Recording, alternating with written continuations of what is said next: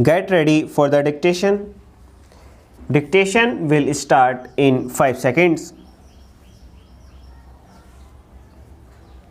Start.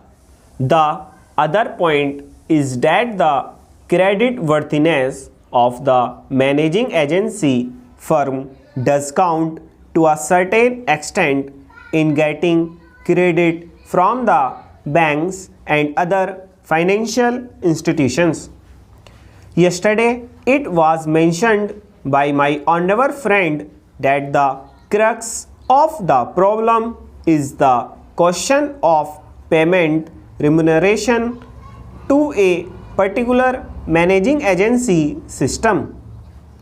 He said that in this bill, a definite encouragement has been given to the alternative type of management, namely the managing director or the manager, where an individual has been permitted to take 5%, while in the case of the managing agency, it has been permitted to take about 10%.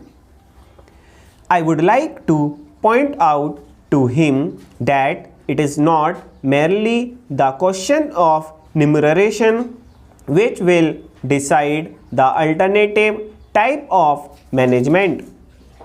The remuneration is not a very important thing.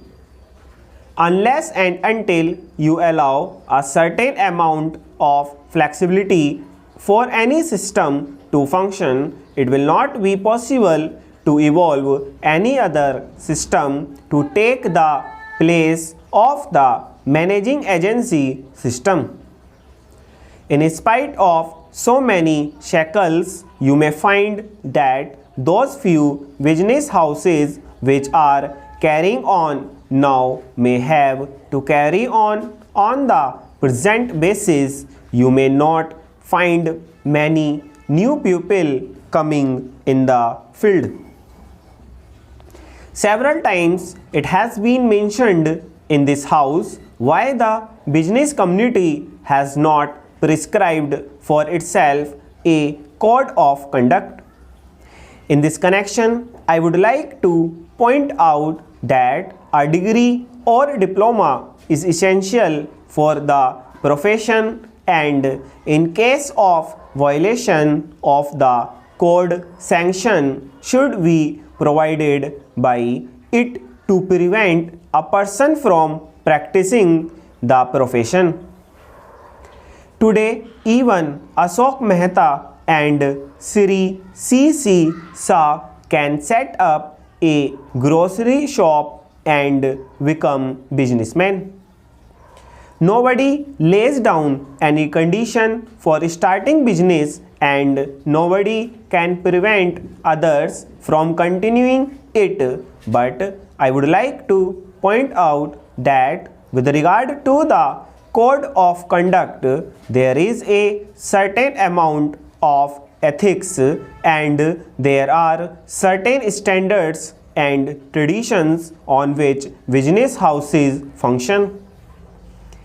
If a particular firm has not got proper ways of managing its business, you will find that that business house will find it difficult to function, and it would be difficult for it to command the confidence of the business community. It would not be possible for it to function as effectively as a firm which has proper ways of managing its business. That is sufficient as a code of conduct. It is not possible to prescribe a certain code of conduct in the manner it has been done for the profession in general. Stop.